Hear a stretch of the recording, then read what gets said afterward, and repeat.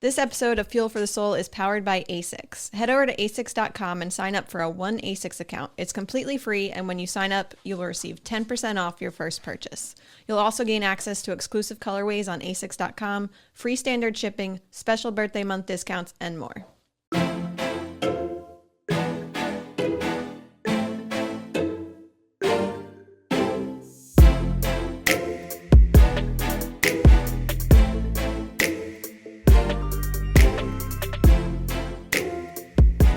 Hi, this is Thomas with Believe in the Run. This is Megan with Believe in the Run. And this is Meghann with Featherstone Nutrition. AKA Feathers. And I don't understand why I get to go first because it's really, I'm the least important on the show. We'll stop doing it then. Okay. I'm kidding. We've been doing it for too long. You just have to do it now. All right. Maybe it's like I'm the Ed McMahon. That's a dated reference, but that gets to announce, you guys. Okay. The ladies. Yeah. So you're listening to Fuel for the Soul, the podcast where we chat all things hydration and nutrition and how it affects performance. We are again today going to answer a bunch of listener questions. I have a listener question. No, not yet. Oh. Shh, you're not a listener. I want to know, Feathers, just got hurt. We're going to get to that. He's really excited about your credentials. Yeah. Look, it's important. I think that I want to know the difference because I don't think people do between all the different. You put these letters at the end of stuff. Nobody knows what. Like a dentist is a doctor, and so are those podiatrists, but they're not. I wouldn't. Neither of those. I want doing surgery on my foot. Yeah. So I guess we should just hop in since you brought it up. So might as well rewind for anyone who's confused because I would be confused if I was listening right now. So once you become a dietitian, you have an option to specialize in different areas. You have to have a certain number of hours behind you. You have to have been a dietitian for a certain amount of years to get so much experience, all these things. And then you can choose like a subspecialty, if you will, and become board certified in that. So there is one for sports nutrition. And unlike when you become a dietitian, as long as you do your continuing education, you stay a dietitian for as long as you continue to do that. In order to stay in some of these subspecialties, you have to take an exam again every 5 years. So my 5 years was up again. So I was credentialed back in 2015 when I was pregnant with my first kiddo. And then that would have put me up to get re-credentialed in the spring of 2020, which is when the world shut down. So it got pushed to the fall of 2020. And then that would have put me out here for 2025 in the fall. So I had 5 more days left in my certification before I needed to take it again to keep being a sports dietitian, which I'm not a procrastinator. I was just like, I don't want to take it early because then I can't keep it for another 5 years. It like pushes me forward. So I was like, I might as well take the whole 5 years and then take it. Quick question on that. Yeah. Like we've seen trends and we've seen things. Obviously, that's one of the things that we try to debunk on the show is when there's fads and things like that go. With you taking every 5 years, is there something 5 years ago that we thought was, that's it. And then 5 years later, we realized, no, that's not it. Like when people were like, all cholesterol is bad or all, don't eat eggs or, don't give kids peanuts, all that kind of stuff. The interesting thing about kind of our governing body is they're very, very, very science-based, which I'm sure doesn't shock anyone, knowing most dietitians are also very science-based. So a lot of that fatty type fad-like type nutrition stuff doesn't actually make it into what we're ever tested on, to be honest. So not a ton changes, but one thing I did notice was there's this big like guidebook, if you will, for sports nutrition practitioners, and they just updated it. So I had it like overnighted so I could cram for the week before this exam on the latest book.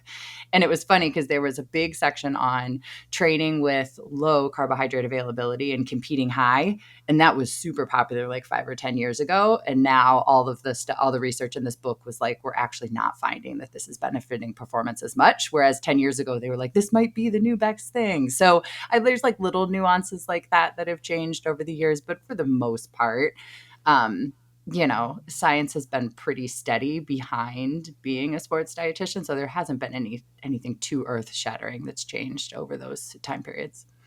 Okay. Yeah. Now, can I ask more questions? Yeah. Sure. All right. A lot of people out there are dietitians. As a matter of fact, when Megan and I first reached out to someone to figure out, I'm guessing they weren't a sports dietitian because they gave us horrible advice for runner. How does a person know, like, if you're getting advice from someone, how do I know I'm getting the right advice from the right person? And what do all the other certifications, like, what are the tiers? Yeah. So, no, that's a good question. So, RD stands for registered dietitian. RDN stands for registered dietitian nutritionist. They both mean the same thing. RDN is just like a newer way that people label themselves. I'm very old school, so I still put RD after mine, but they're the same thing. And then the CSSD is the sports dietitian certification. It stands for Certified Specialist in Sports Dietetics, is what the CSSD stands for. So if you're looking for a sports dietitian, in their handle on Instagram, on their business information, you may see their name with CSSD after the RD or the RDN. So that's how you would know if they are a sports dietitian.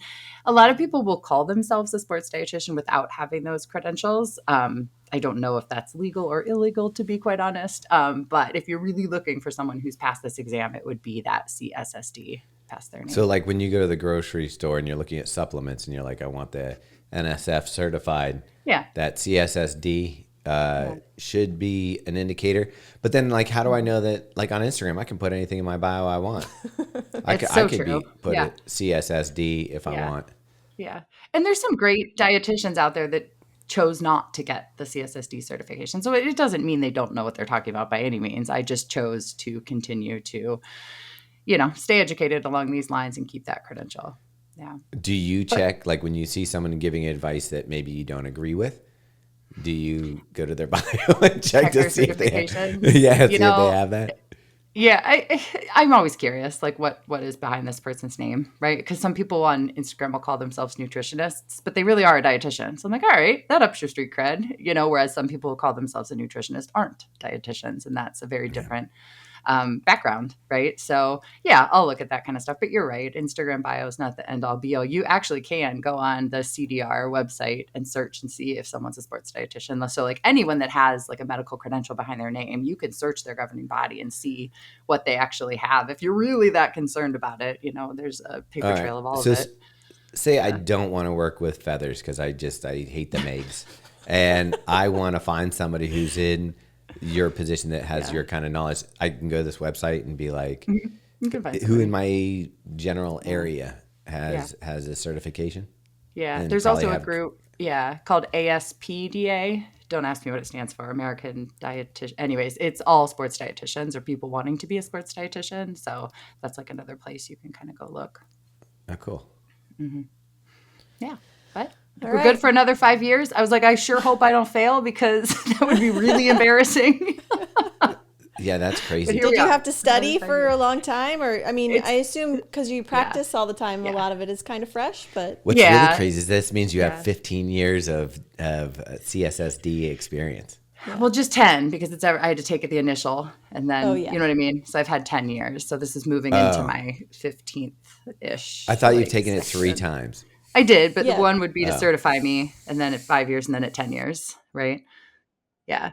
But yeah, as far as studying goes, I studied for months for my first one. I was so nervous for the first one. And then last one, I probably studied a couple weeks. This one, I studied like 1 week, just because there's things that I don't use on a daily basis, like the management of sports nutrition for like collegiate sports dietitians. I don't know any of that anymore, right? So, and then just some basic like biochemistry type stuff that kind of is in one ear and out the other when you're not using it all the time. So there were some things I needed to refresh my memory on, and some other sports. Cellular osmosis, that kind of stuff. Yeah, just slept on my book, and basically it all just penetrated my brain. Mm-hmm. Nice. Yeah. Perfect. Okay, before we get too much further into the podcast, we got to shout out our sponsor, Runway. At this point, I hope everyone knows what salty carbs are because we've been shouting it at the rooftops. But in case you don't. We both used it this morning. Yeah. I pretty much, if I have a workout that's over 10 miles, I'm using Runway salty carbs. Mine was 10 miles. Yeah. So I was right at that mark. But Meghann, for someone who might not know, can you remind us what is in salty carbs? Salty carbs. Carbs and salt. I was going to say it's not that hard to figure out. No, but it's 30 grams of carbs and 700 milligrams of sodium. So it packs a punch for what you're getting. we all know a lot of us are very heavy and or salty sweaters. So it's really nice to have a product out there that better supplies the sodium that we're losing while we're running. So as Thomas said, whether that means we're indoors and sweating more, or if we're still getting pretty warm, humid weather outside where we live, it's a great option to really stay on top of some of those sodium losses and to give us some carbs to help with our performance throughout whatever we're expecting from our body that day. I even think that, Chicago was 50s to 60s, and I wasn't sweating as much as normal, like visibly. I did feel at one point where I didn't think I was that sweaty, but I like touched my chest and felt like my singlet was wet, and I didn't feel that I was sweating, but it turns out I was, and luckily I was taking the salty carbs, and I think that did help on that day, even a day that you don't think you're going to be like pouring sweat out. I think it evaporates and doesn't feel as bad just because of the cooler temps. Right. I think Chicago can be sneaky like that because a lot of times the Chicago Marathon's a little cooler and then not quite as humid. And that's the type of weather where it evaporates so quick we never feel soaking wet. But then at the end, seeing everyone with their salt lines, it's like, okay, there was a lot of sweat involved with that. Yeah. So if you want to try some salty carbs or any of Runway's products, Delicious salty carbs. Yeah, you can go to runway.life. That's RNWY.life and use the code FEATHERS15 for 15% off your first order. Okay, before we dive into questions, we want to thank everyone who applied for the LA Marathon training group. Everyone? We got almost 4,000. That's what I'm saying. There's got to be someone in that many people. You got to be like, not so much. No, we are grateful for everyone who applied. And now it all goes into some random machine and they pull the winners? Yeah, so the selection is completely random. So while we wish we could take every single one of you, unfortunately we have to drop it down to 100, which seems impossible. What is that odds? It's out of 4,100 people. What are your odds of getting picked? 2%? No, I want a number like 2.5%. No, like a 1 out of something. 4,000. No, because there's 100 spots, so you got to take 1 out of 400.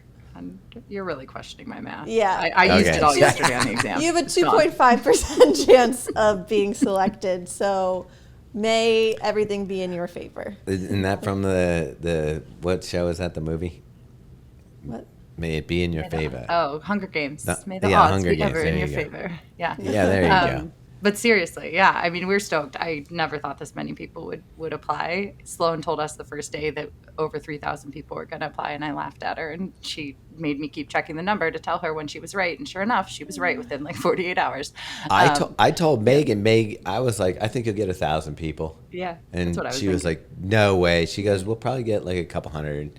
And I'm like, no. I just wasn't sure because we've never done anything like this before, and I didn't. And we did the Train to NYC a few years back, and we got 1,000 applications. So I thought that might be something similar. That didn't include nutrition from Featherston Nutrition and training from the Meg and ASICS gear and all of that. That is a pretty sweet gig. And we had 10 spots. This is 100. Yeah. Yeah. And we have to, thank you for ASICS for going after our big idea here. Meg and I have been wanting to try this and give this a whirl between the coaching, nutrition, and run coaching. And ASICS, is more than generous here. Yeah. I think this is at the LA Marathon. The next one's going to be at the Believe in the Run Featherston Nutrition Marathon. Whoa, we are really skyrocketing quick here. Let's make sure this works first. Let's get those. Let's get them graham crackers going. I don't think I want to be involved in any logistics. So sponsored by Sponsored by Honey Maid and ASICS. We'll stick with nutrition and coaching here, and somebody else could do the race day logistics. But we're super excited. We'll let everybody know, the 100 that are going to be a part of it, know on November 4th. So you guys will get an email at that point, and then Meg and I are trying to figure out how to put it all on Instagram as well so that you guys can see it there just in case the email goes to spam or something. So, All right, well, that's pretty exciting. I bet you that those 100 women are going to be pumped. Yeah, so November 4th, and then it'll be fun from there on. We can't wait. Yeah.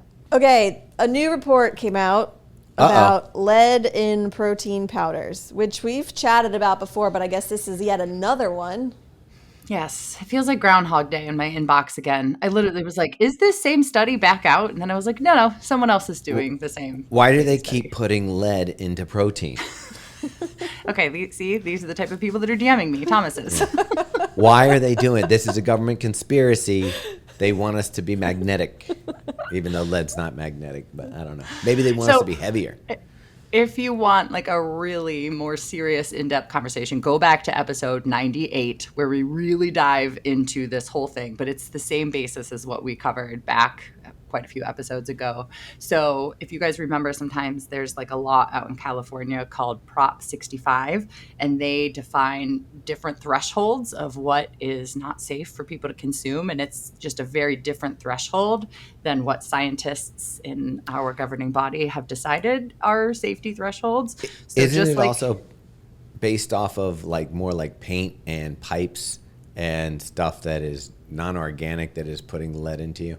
I mean, that's if you guys, yeah, I mean, that's like you'll see that on like fake flowers sometimes, So yeah, it is in things that we shouldn't be consuming, but it's also, looking at food products as well. So they flag anything with 0.5 micrograms of lead or more as toxic, whereas when we really look at what is quote unquote okay for a human, it's 8.8 micrograms per day for pregnant women or women of childbearing age, and then 17.5 micrograms per day. So if you think of that, like those are not comparing apples to apples here, right? So all of these protein powders were flagged as unhealthy and unsafe because they were well over that 0.5 micrograms per serving of lead per serving of protein powder. But when we look at that in the grand scheme of what we're exposed to on a daily basis and what is actually harmful for our health, those numbers are much, much, much, much greater than what this Prop 65 was saying. And sure, there's people out there, they're like, well, we shouldn't have any lead, right? But where is that coming from? It's coming from the ground. It's coming from the soil. So it's not intentionally added in there or anything like that. I read something where the person said that if you ate kale or lettuce, like if you had a salad, you're going to exceed that number just because of the nutrients in the lettuce and everything like that. It's just naturally in there. And that's why I brought up the pipes and the paint. I think there's a difference between getting the lead from food than getting it from like lead pipes going into your house and making your water heavy. Yeah. So, I mean, it's looking at a very different threshold, if you will. And then, of course, plant-based protein powders are testing higher, which makes perfect sense when we're thinking about where is this lead coming from, right? And again, we dove into this much more in depth in episode 98, but I think we had 10 questions in the inbox that wanted us to cover this time. And then I had a bunch of DMs. So I thought it made sense to at least talk about it a little bit and point you guys back to that episode where we talk a little bit more about it. And then two, while yes, this is a podcast about nutrition and food, I'm not a scientist who knows all of these things, but there are scientists who are able to more eloquently break this down. So one that I highly recommend following, it's Dr. Andrea Love, and she has a Substack that you can find through her Instagram that she covers this in depth, and then all sorts of other things science-wise that you may be hearing in the news. So follow the experts, listen to what they say, and then two, right? We all have freedom of choice here. So if you choose the lowest lead containing protein powders on their list because that's important to you, that's totally fine. You're allowed to do that. But I just don't want people to be totally terrified of some of these headlines lately because we're not comparing it to the same standards that maybe we need to be comparing it to create this type of alert. Are these, I didn't look into the study very much, but this is only protein powders, not like protein drinks or other supplements. It was a very random sampling. So they looked at the OWYN, which I always call OWN. It's a vegan pre-made protein shake. Okay. They actually looked at that one particularly and it was okay. And then it looks like there were a couple other ready to drink protein powders in here. There was also some heavier hitters like Momentous was in here. Vega Sport Protein was in here. Orgain. Wow. So some of the Ensure, Muscle Milk, the pre-made muscle milks. So there were quite a few in here that were a little bit more big names, if you will, or things that I've seen people use more frequently than that previous test that was done. So yeah, I mean, it caught a lot of people's attention. So I thought it would be good for us to put some more resources out there for it. It's the fear mongering is real on Instagram, Yes. so I can see how that takes off pretty fast. Yeah. All right. Well, let's move on to our listener questions here. And you'll be happy to know, Thomas, we got a couple audio submissions. I This love that. first one is from Melissa. Hi, Meghann and Thomas. I'm Melissa from Missouri, and I turned 60 in June, and I'm getting ready to run the Every Woman's Marathon in Scottsdale in November, and it will be my 7th marathon in 7 years. The fueling advice I've gotten from your podcast has been game-changing, so thanks. I am telling you my age because it has to do with my second question. My first question is about carb loading. And can gels be used for carb loading, or is that a bad idea? And should I just stick to real food and drinks? I'm just trying to keep things easy as I travel. And my second question has to do with getting older. Earlier this year, I started having some pretty dramatic GI issues on my runs using all the same fueling and food that I've been using for several years. And these same gels that I used to like were making me gag and dry heave. So naturally, I blame this on getting old. This milestone birthday that I had has brought some really happy things to my life, but with my running, things just seem a little harder and I feel a little heavier and kind of just not quite myself. So I've made some modifications. I've slowed down and walk when I need to, and I switched my gels to the real liquid kind. And I just mix a bunch of them up in a little handheld that I put in my run pack and sip on it throughout my run. And I can fit almost 250 grams of carbs in this little bottle that I sip on. And this liquid consistency is working so much better. Let me know if this doesn't sound like a good idea, but it's been working so far. But here's my real question. So what is going on? What else is going to fall apart as I grow older and try to keep running? Is this just some metabolism stuff, which I don't even really know what that means, but I know it's a word that we use when we're talking about aging. Basically, I just think I would like to know if there's anything that we older runners need to consider to change or add to keep at this running stuff for as long as possible. I'm trying to grow old gracefully, and it's a bit of a challenge. I had to Google how to make this voice memo because I'm old. Anyway, thanks for all your help, and have a great day. Bye. Yeah, we love Melissa for Googling because I mean her voice message was very clear. It was it was great. So there's a couple Google things. works wonders.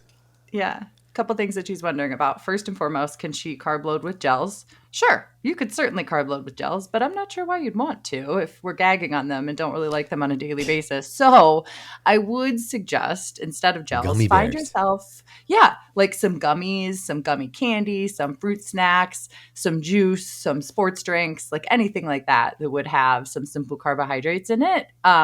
Similar to a gel, but yeah, I mean, you could use gels if you wanted to. There's no reason not You to. gave me the advice in Chicago because of Kim Conley eats a bag of Haribo gummy bears.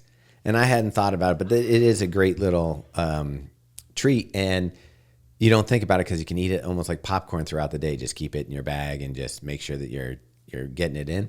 And I had a few leftovers and I used it before my workout today. Yeah, it works. So when she's talking about GI issues as she's getting older, I'm wondering if this has to do with hydration, because as we start to get closer to 60 and over 60, which I think she said she had just turned 60, our total body water decreases. So we're actually much more susceptible to becoming dehydrated because we don't have as great of water stores. And that's a big thing. And then two, we lose our sense of thirst even more, which we know our thirst mechanism isn't great to begin with. But then as we get older, we just don't feel thirsty. So it's really common for us to get dehydrated more easily. And then we know the connection of when we're dehydrated, we have a really hard time stomaching gels. Sometimes we have more GI issues with gels. So I would have her kind of focus on her hydration piece. And then when she said she's putting all her gels in a container with water, that again, I was like, okay, maybe that is it, right? Like if she's dehydrated and putting a gel straight into her stomach, like our body's visceral reaction, if we're dehydrated, is like, no, don't do this. This isn't going to work, right? So like maybe that concoction, that's why that concoction's working. So I would have her focus on her hydration before, during, and after runs and see if that helps. So not to pimp out a sponsor, but this seems like a perfect place to be like salty carbs. Yeah, for sure. Like she could hydrate, get the sodium, and get the carbs all in one bottle. So I don't know. That might be an option too. Exactly. And if hydration doesn't work, as we get older, it's always good to see our primary care provider, get those colonoscopies every 5 to 10 years. Just make sure, right, that it's nothing else going on. But most likely, I'm guessing that this is probably related to hydration. And she said she liked the more like water-like gels. Mm-hmm. Do those have more, like, are those more hydrating than a regular gel? Yeah. So something like Never Second that's thin, they actually add water to it, or like the Hydra Power Bar gels or the Goo liquid. They're literally just watering it down for you, which makes it more palatable. It's not that much water. You still need to drink water. But I'm saying, like, if that was sitting better in her stomach, then that dehydration absolutely makes more sense. The one thing that she called out that I'm noticing, because I go to a gym that has some older people at it, including myself, but weightlifting, it seems to be like a super key in keeping people healthy and able to run. And I think especially for women, it sounds a little scary because it's not as generationally, it hasn't been as promoted to women as it is to men. But at the gym I go to, there's a lot of older women that are like doing squats with like free weights and doing overhead press and deadlifts with free weights that are telling us that it's really improved their quality of life and everything like that. I can't imagine. I know that it's helping my running. It's not making me any faster, but it's like this year I'm getting ready to do my 3rd marathon, and my body feels pretty darn good, and I attribute that to some of the maintenance I'm doing with using free weights and the weightlifting gym. Yeah, absolutely. And that's what I was going to say as far as she was like, okay, what else do I need to consider as I'm getting older as a runner? The hydration piece, obviously, like we just talked about, is huge. And then number 2 would be what you're insinuating, Thomas, is we're more likely, it's quote unquote called muscle wasting, or like sarcopenia is the technical term with it. So we are prone to losing muscle mass as we get older. So the things that help with that, like you said, would be strength training, and then also just making sure that we're eating enough protein. We actually need more protein to stimulate our muscles to recover, and then to hopefully gain even a little bit more muscle instead of losing it as we get older if we're adding in that resistance training. But we need to make sure that the total energy intake and the protein is there to help support us to be able to build that muscle mass. Yeah, it also helps with bone density is what I'm told. But what about creatine? Is that something that we've talked about in the past that seems to be beneficial?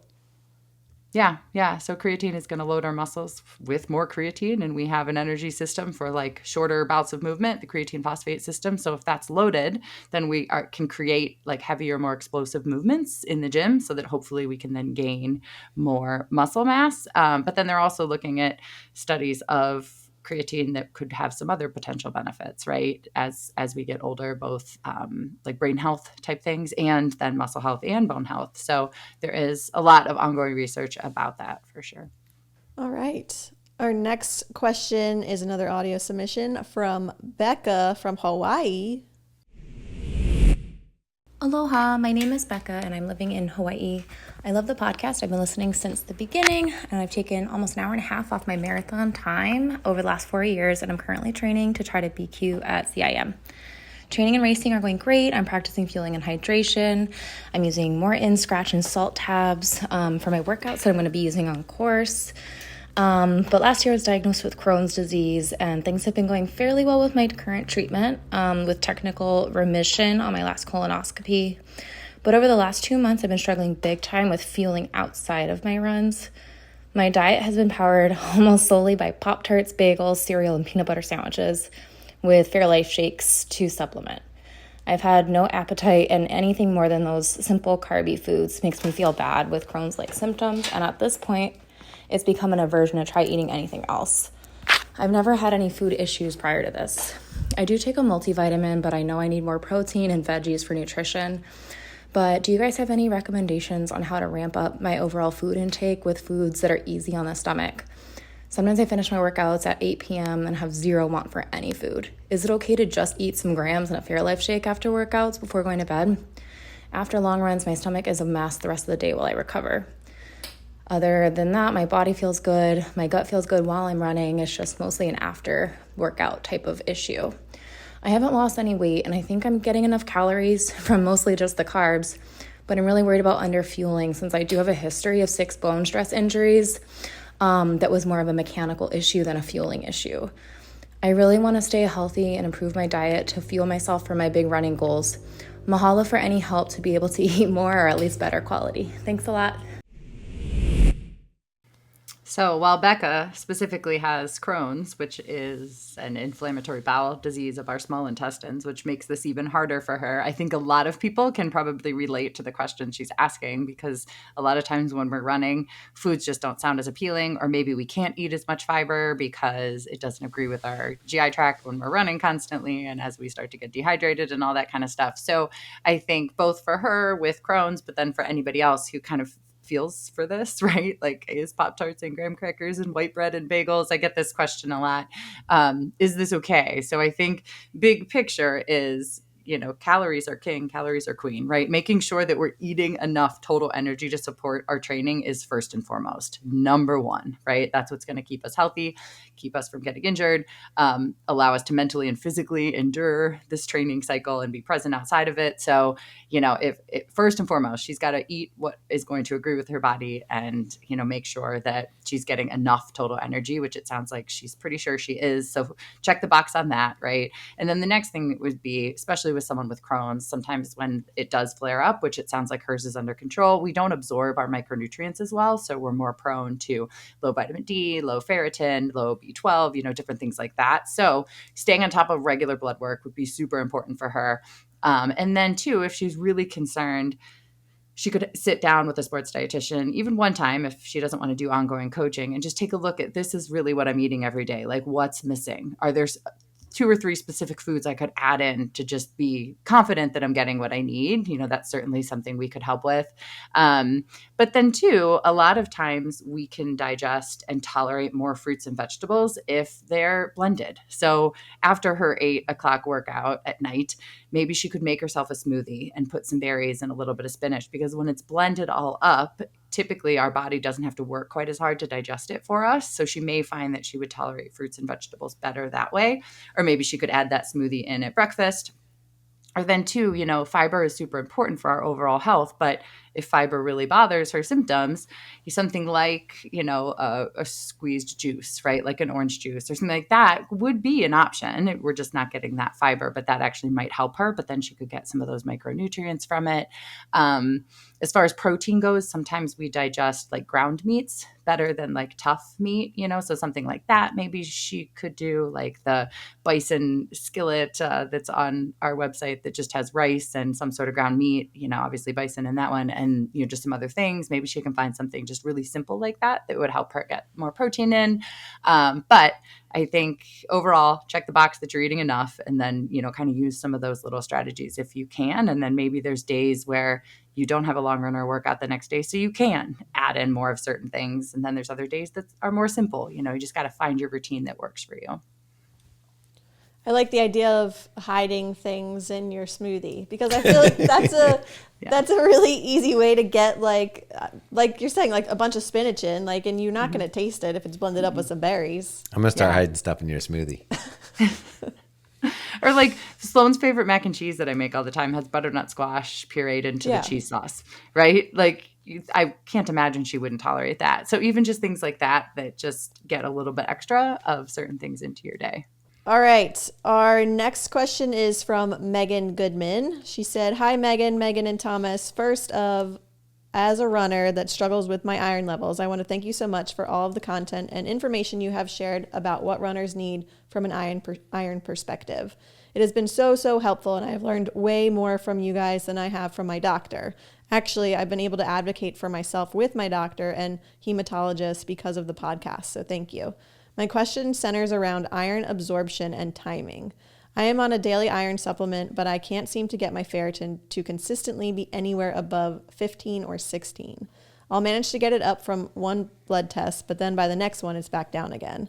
I've seen content from other sports nutritionists recently about how the timing of carbs and general nutrition around a run could potentially be affecting iron absorption. Is there any truth to this? Looking for any reason as to why, after being cleared by a hematologist and gastroenterologist, I cannot seem to maintain what I know to be healthy ferritin levels. I don't feel terrible, but I know 15 is not even close to ideal for a runner training for ultra distances. Thank you for everything you're doing for the running community. I have to say, our last episode that we touched on iron supplementation, and we got a lot of feedback. Like, I had people reaching out to me saying, thanks, I just started doing iron supplementation or the infusions. And so I think this is a hot topic right now. Yeah, it absolutely is. And I think people are finally realizing like how much better we can feel in and out of running if our ferritin's a little bit better. First off, for Meghann or anyone else listening that might be in her shoes, I'm very glad that she went to a gastroenterologist and to a hematologist, because in my experience, runners that are doing everything they should be doing and their ferritin won't budge, I'm always very worried about absorption, which would be related to an undiagnosed GI condition, right? Whether it's celiac or Crohn's or colitis or those types of things. So we can check that box for Meghann. But if you are someone whose iron is not improving, I do think it's important to go get those boxes checked. That being said, we know for sure that it is nearly impossible to improve ferritin if we aren't eating enough. So just like when we talk about that relative energy deficiency where our period stops, right? We become amenorrheic. Like, this is a similar condition to that. Like, if we're not giving our body enough energy to survive on a daily basis, it's going to shut down different things in our body that aren't quote unquote essential. And one of those would be improving red blood cells to bring back up that ferritin, right? So the next thing, if it's not a condition, would be to check, are we eating adequately? Like, is our energy availability enough? Are we feeding our body for what we're asking it to do and for our daily activities of living? And that's a big thing right now, right? Is like, hey, we can't improve this just with a supplement if we're not eating enough. So making sure that we're paying attention to that in the background first and foremost.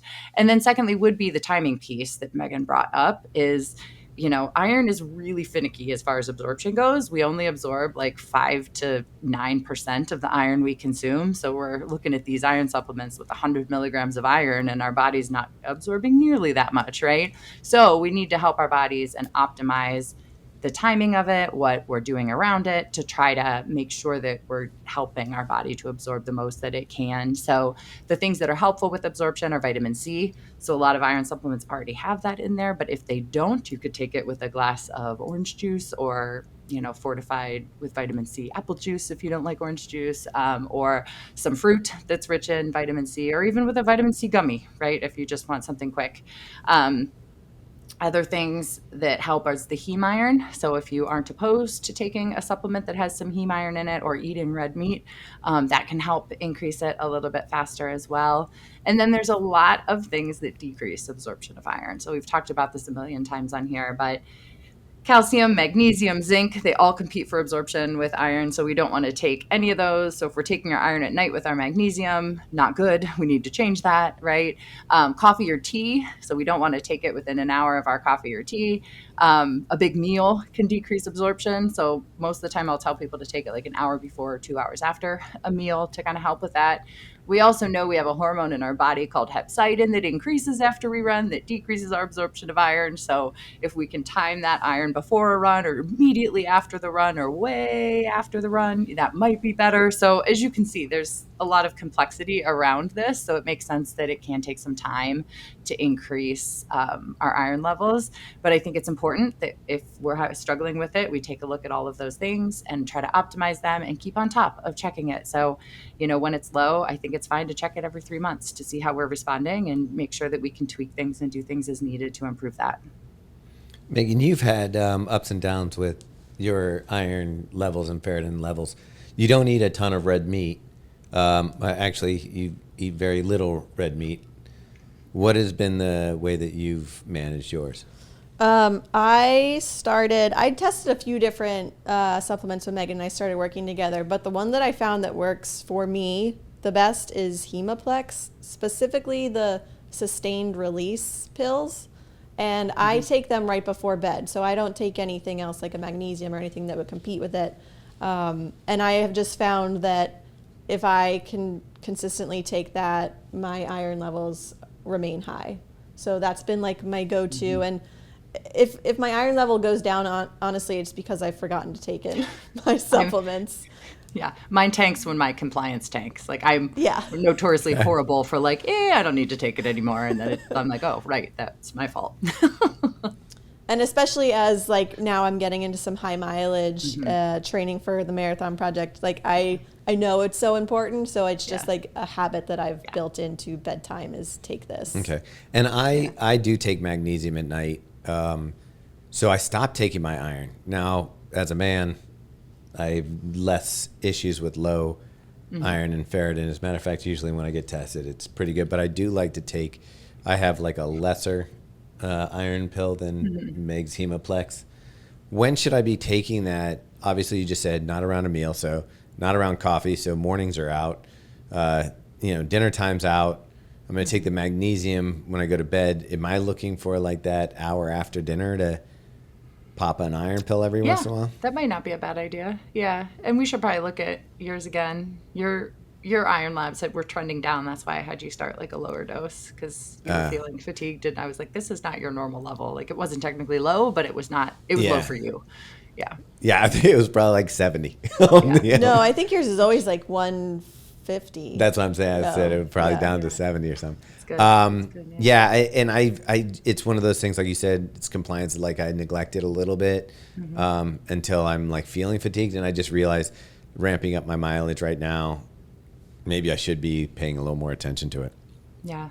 I want to get mine rechecked after New York City and see. I've been much more compliant lately, so let's see where it is.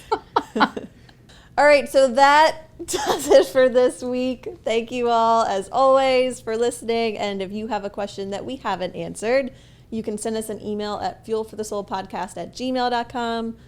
We would love to hear your voice. So you can Google how to submit an audio file if you're unsure. Send it to that same email address, and we'll answer it here on the show. Peas and carrots. Bye.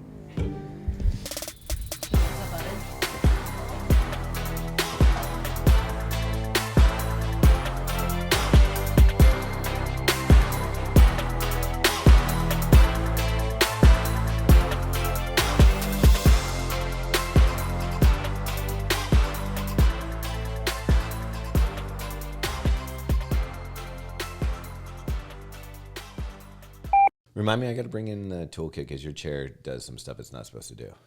Is it going to break? You don't want to have. Okay. Well, if I fall in the middle of the podcast recording, you know what happened. Stuff. It should just say, "It's me, bitch." Yeah. Are these from IKEA? We got these from IKEA, right? Unless it's a graham cracker, fine. I want my face on the box of graham crackers. Then it'd be okay. No, they're definitely not going to, so I'm going to have to cut Cut that that out. out. I was like, where's this going? Them with their fingers out and say, "Suck it." I made the cut, bitches. You did it.